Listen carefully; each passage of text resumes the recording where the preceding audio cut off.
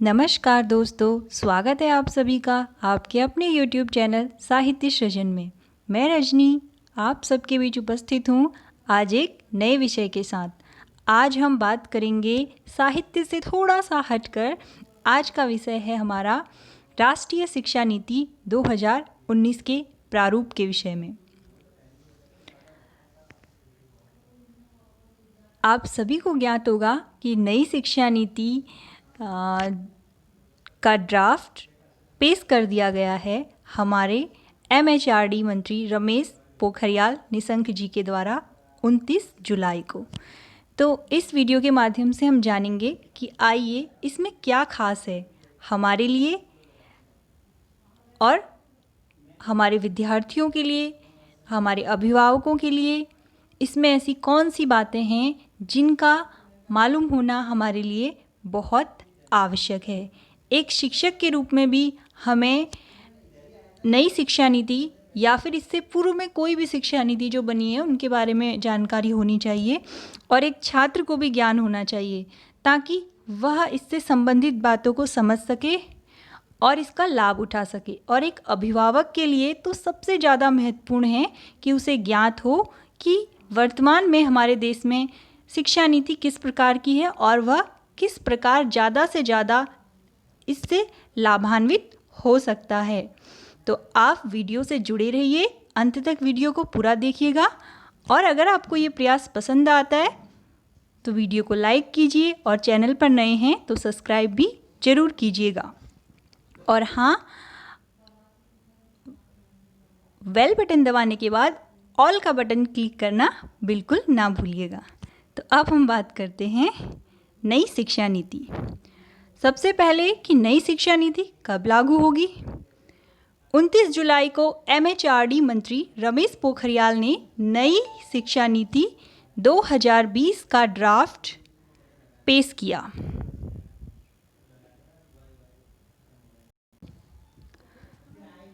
नई शिक्षा नीति 2020 कब लागू होगी, इसके संबंध में कोई निर्धारित तिथि अभी ज्ञात नहीं हुई है। ड्राफ्टिंग विशेषज्ञों ने पूर्व कैबिनेट सचिव TS सुब्रमण्यम की अध्यक्षता वाले पैनल और HRD मंत्रालय द्वारा गठित पैनल की रिपोर्ट को भी ध्यान में रखा जब इसकी अध्यक्षता केंद्रीय मंत्री स्मृति ईरानी कर रही थी। केंद्रीय मंत्रिमंडल द्वारा बुधवार को मंजूर की गई नई शिक्षा नीति 2020 यानी NEP नेशनल एजुकेशन पॉलिसी 2020 में कई बड़े बदलाव किए गए हैं, जिनमें शीर्ष विदेशी विश्वविद्यालयों को भारत में कैंपस स्थापित करने की अनुमति देना, छात्रों को व्यावसायिक शिक्षा प्राप्त करना और संस्थानों की दिशा में एक बड़ा कदम शामिल है। इस नीति का लक्ष्य भारत को वैश्विक ज्ञान महाशक्ति बनाना है। 2040 तक सभी उच्च शिक्षा संस्थान का उद्देश्य बहुविषयक संस्थान बनना होगा, जिनमें से प्रत्येक का लक्ष्य 3000 या उससे अधिक छात्र होंगे। यह शिक्षा नीति अगर देखा जाए तो अपने आप में पूरी समग्र शिक्षा को लेकर चल रही है। मित्रों, अगर आप इसे पूरा पढ़ना चाहते हैं तो आप बड़ी आसानी से गूगल पे जाकर राष्ट्रीय शिक्षा नीति 2019 PDF में प्राप्त कर सकते हैं। यह हिंदी और अंग्रेजी दोनों माध्यमों में उपलब्ध है।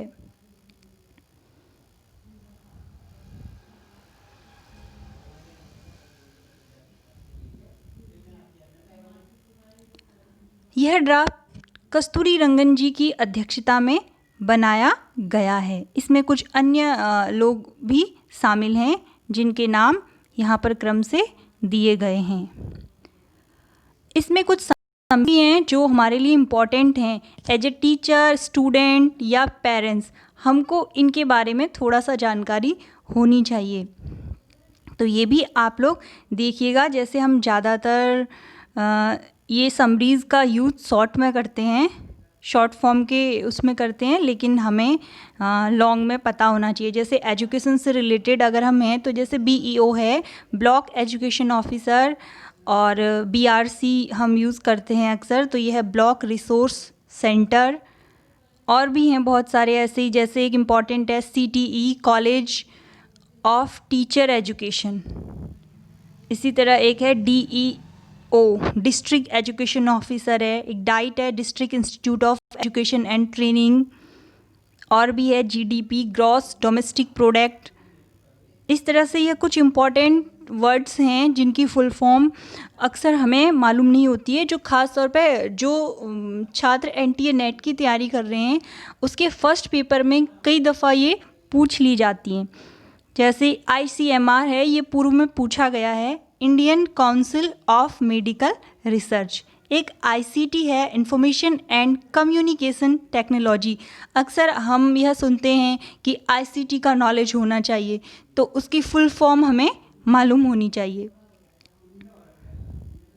इसी तरह एक और है MHRD, जिसमें अक्सर अभी हम TV में सुन रहे हैं MHRD जो है उसे कन्वर्ट कर दिया है MOE में। तो वो क्या है? Ministry of human resource development, जो अब मिनिस्ट्री ऑफ एजुकेशन, उसमें से शिक्षा मंत्रालय अलग हो जाएगा अब। NCERT का फुल फॉर्म है national council of educational research and training. और NCF जो कि काफ़ी महत्वपूर्ण है, नेशनल करिकुलम फ्रेमवर्क। अगर आप स्टेट टैट या CTET की तैयारी कर रहे हैं तो उसमें भी ये उतना ही उपयोगी है। किसी भी शिक्षा से संबंधित अगर आप तैयारी कर रहे हैं तो उसमें यह नेशनल एजुकेशन पॉलिसी के बारे में आपको पूरी जानकारी होना बहुत ज़रूरी है। और इस वीडियो के माध्यम से आपको समग्र अध्ययन राष्ट्रीय शिक्षा नीति के बारे में कराया जाएगा। तो NCF जो है इसमें होता है विद्यार्थियों के लिए और शिक्षकों की शिक्षा हेतु जो पाठ्यक्रम तैयार करने का कार्य करता है, वह नेशनल करिकुलम फ्रेमवर्क के द्वारा किया जाता है।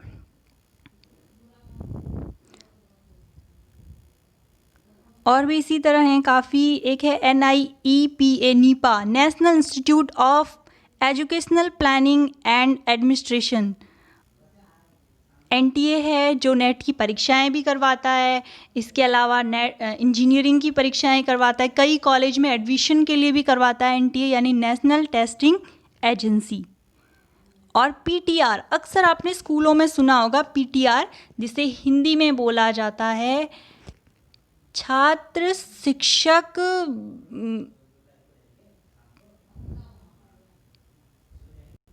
अनुपात। हिंदी में इसे बोला जाता है छात्र शिक्षक अनुपात, और इंग्लिश में पपल टीचर रेशियो। शॉर्ट में बोला जाता है इसको PTR। ये आप लोग ध्यान रखिएगा। इसके बाद एक बहुत महत्वपूर्ण है जो स्कूलों में हमें अक्सर सुनने में आता है, RTE act, right of children to free and compulsory education act 2019। यानी इसके तहत बच्चे को निःशुल्क शिक्षा का अधिकार होता है। और इस एक्ट के तहत इससे पहले तो कक्षा 8 तक की शिक्षा के लिए ये प्रावधान था, लेकिन इस शिक्षा नीति के तहत इसको कक्षा 12 तक के लिए बढ़ाए जाने के विषय में बात की गई है। इसमें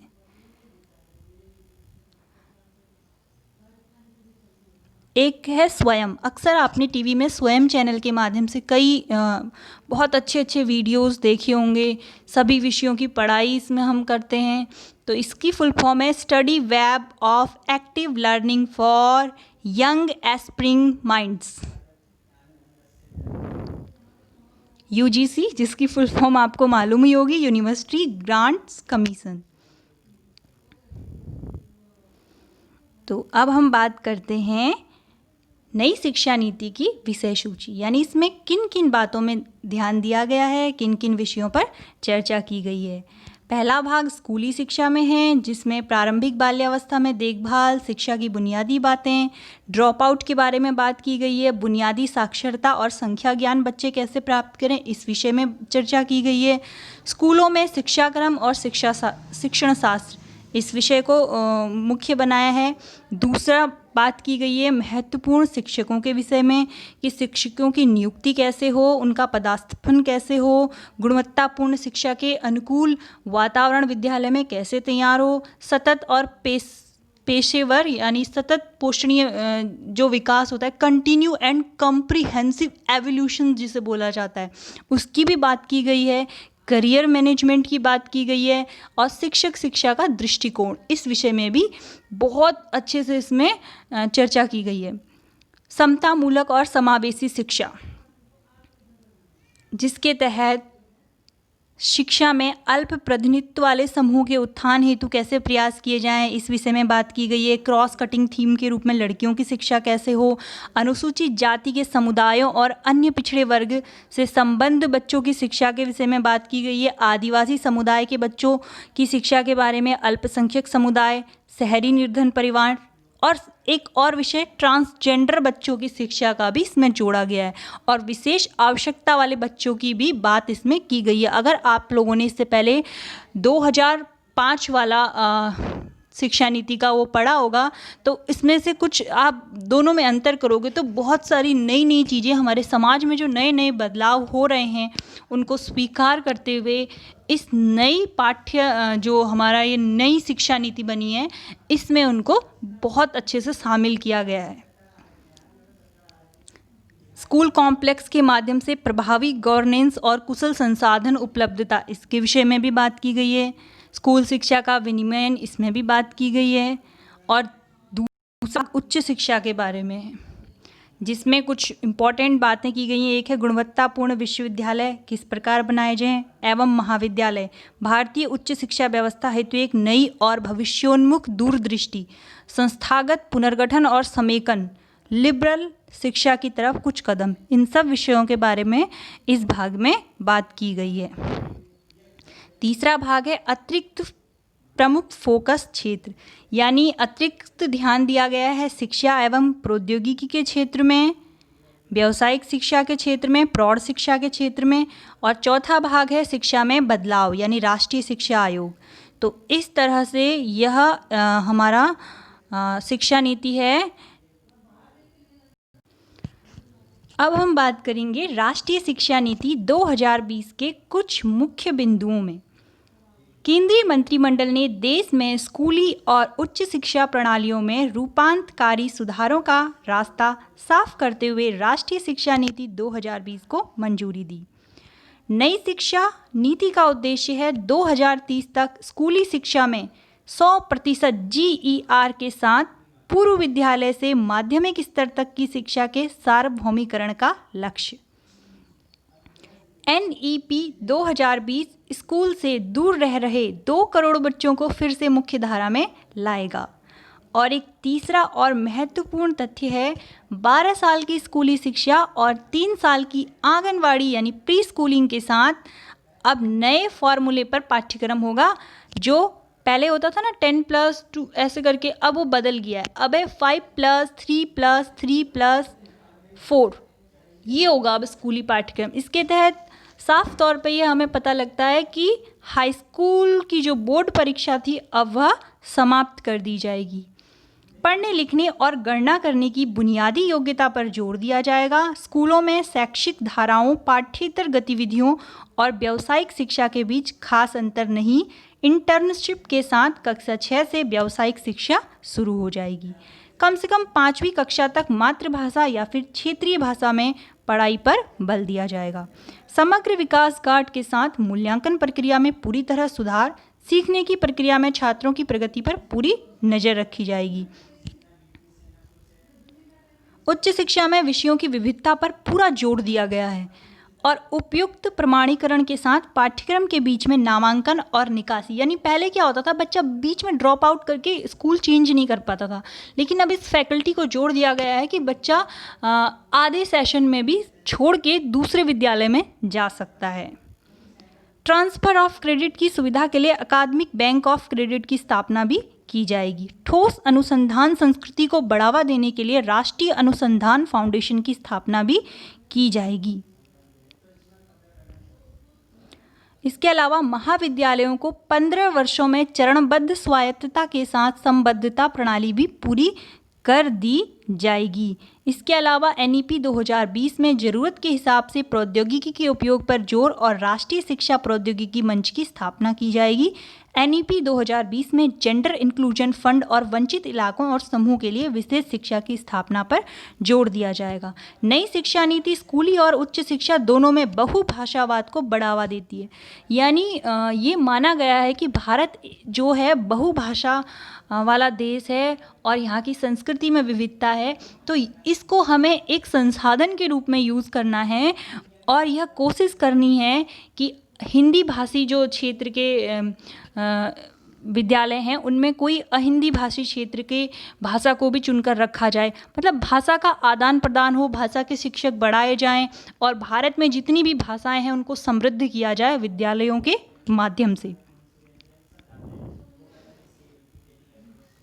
स्कूली शिक्षा में इसमें क्या किया गया है, देखो NEP 2020 स्कूली शिक्षा के सभी स्तरों प्री स्कूल से माध्यमिक स्तर तक सबके लिए एक समान पहुंच सुनिश्चित करने पर जोर देती है। स्कूल छोड़ चुके बच्चों को फिर से मुख्य धारा में शामिल करने की बात इसमें की गई। नई शिक्षा नीति में एक और बात है नई जो हमें देखने को मिलती है, वो है आकलन व्यवस्था में सुधार। NEP 2020 में योगात्मक आकलन के बजाय नियमित एवं रचनात्मक आकलन यानी कंटिन्यू एंड कॉम्प्रिहेंसिव एवोल्यूशन पर जोर दिया जाएगा, जो अपेक्षाकृत अधिक योग्यता आधारित है, सीखने के साथ साथ अपना विकास करने को बढ़ावा देता है और उच्च स्तरीय कौशल जैसे कि विश्लेषण क्षमता, आवश्यक चिंतन मनन करने की क्षमता और वैचारिक स्पष्टता का आकलन करता है। सभी विद्यार्थी ग्रेड 3, 5 और 8 में स्कूली परीक्षाएं देंगे जो उपयुक्त प्राधिकरण द्वारा संचालित की जाएगी।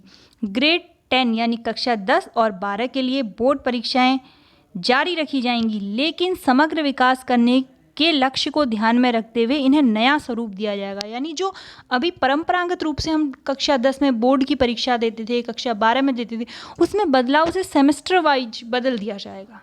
वो पहले की तरह भयावह और बच्चे के लिए डर पैदा करने वाला नहीं रहेगा। यानी वो अब एक साल में 2-2 बार परीक्षाएं देगा, लेकिन वो बोर्ड की तर्ज पर नहीं होंगी।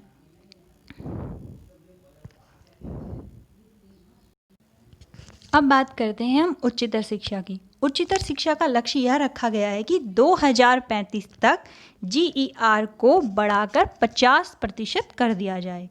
NEP 2020 का लक्ष्य है व्यावसायिक शिक्षा सहित उच्चतर शिक्षा में सकल नामांकन अनुपात को 26.3% जो कि 2018 में था उसको बढ़ाकर 2035 तक 50% उसे कर दिया जाए और उच्चतर शिक्षा संस्थानों में 3.5 करोड़ नई सीटें जोड़ी जाए। यानी कई बच्चे ऐसे हैं जो अपनी हायर एजुकेशन को बीच में ही छोड़ देते हैं, उन्हें कंप्लीट कराया जाए और समग्र और बहुविषयक शिक्षा पर बल दिया गया है। यानी शिक्षा जो हो अपने आप में समग्र हो और उसमें बहुत सारे विषयों को हम समायोजित कर पाएँ।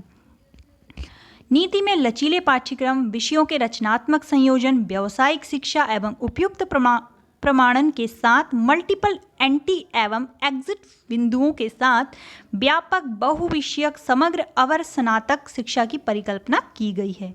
UG शिक्षा इस अवधि के यानी अंडर ग्रेजुएशन की शिक्षा इस अवधि के भीतर विविध एग्जिट विकल्पों तथा उपयुक्त प्रमाणन के साथ 3 या 4 वर्ष की हो सकती है। उदाहरण के लिए 1 वर्ष के बाद सर्टिफिकेट मिलेगा, 2 वर्ष के बाद एडवांस डिप्लोमा और 3 वर्ष के बाद स्नातक की डिग्री और 4 वर्ष के बाद शोध के साथ स्नातक मिलेगा। अब बात करते हैं अध्यापक शिक्षण की। तो NCERT के परामर्श से NCTE के द्वारा अध्यापक शिक्षण के लिए एक नया और व्यापक यानी राष्ट्रीय पाठ्यक्रम ढांचा NCFTE 2021 तैयार किया जाएगा। वर्ष 2030 तक शिक्षण कार्य करने के लिए कम से कम योग्यता 4 वर्षीय इंटीग्रेटेड BEd डिग्री हो जाएगी। गुणवत्ता विहीन स्वचालित अध्यापक शिक्षण संस्थान, इनके खिलाफ सख्त कार्रवाई भी की जाएगी। ऑनलाइन और डिजिटल शिक्षा को बढ़ावा दिया जाएगा। हाल ही में महामारी और वैश्विक महामारी में वृद्धि होने के परिणाम स्वरूप ऑनलाइन शिक्षा को बढ़ावा देने के लिए सिफारिशों के एक नए व्यापक सेट को कवर किया गया है, जिससे जब कभी और जहां भी पारंपरिक और व्यक्तिगत शिक्षा प्राप्त करने का साधन उपलब्ध होना संभव नहीं है, गुणवत्तापूर्ण शिक्षा के वैकल्पिक साधनों की तैयारी सुनिश्चित करने के लिए स्कूल और उच्च शिक्षा दोनों को ई शिक्षा की ज़रूरतों को पूरा करने के लिए MHRD में डिजिटल अवसंरचना, डिजिटल कंटेंट और क्षमता निर्माण के उद्देश्यों से एक समर्पित इकाई बनाई जाएगी।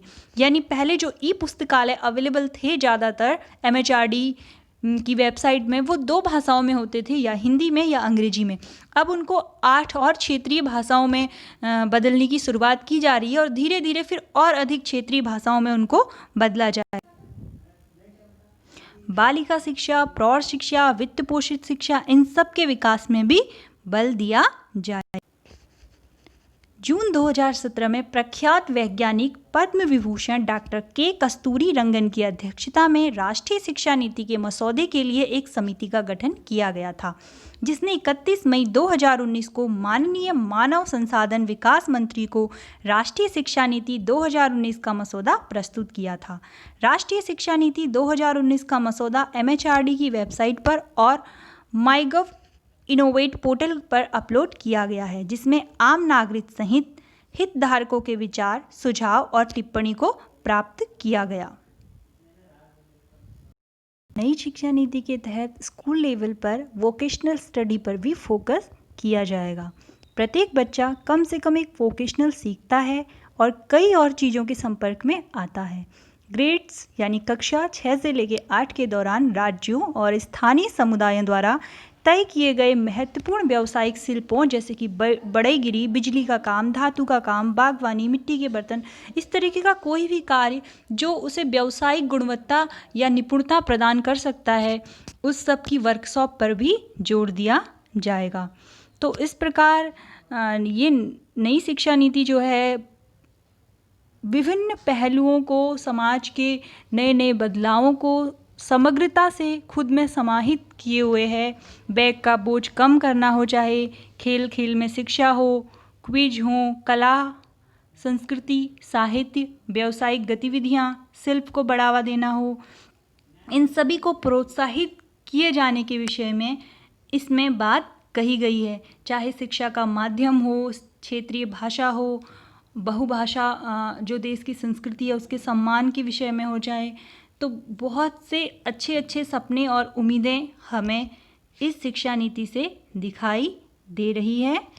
अब देखना यह आवश्यक होगा कि यह कितने बेहतर ढंग से विद्यालयों में और हमारे उच्च शिक्षा केंद्रों में यह हमें देखने को प्राप्त होती है। तो मैं उम्मीद करती हूँ कि इस विषय में आप अधिक जानकारी अगर प्राप्त करना चाहते हैं तो पूरा इसको आप डाउनलोड करके पढ़ सकते हैं। तो आज का वीडियो आपको कैसा लगा कमेंट बॉक्स में बताइएगा। मिलते हैं आगे किसी अन्य विषय के साथ, तब तक के लिए नमस्कार।